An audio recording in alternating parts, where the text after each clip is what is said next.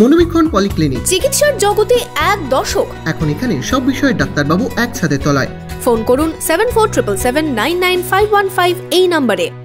তৃতীয় দফায় ভোট রয়েছে মুর্শিদাবাদ ও মালদার।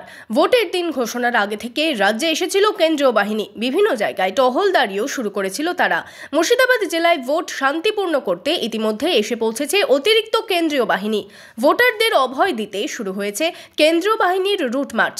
7 মে ভোট রয়েছে মুর্শিদাবাদ জেলায় মুর্শিদাবাদ ও জঙ্গিপুর লোকসভা আসনে। মালদা দক্ষিণ লোকসভা কেন্দ্রের মধ্যে পড়ে মুর্শিদাবাদের ফারাক্কা ও শামশেরগঞ্জ বিধানসভা এলাকা।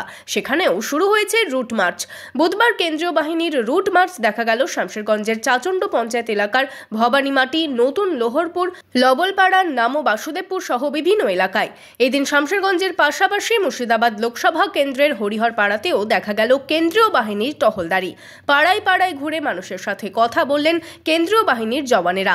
বিভিন্ন ভোট কেন্দ্র ঘুরে দেখেন কেন্দ্রীয় বাহিনীর জওয়ানেরা। Bureau report, Madhyabanga news.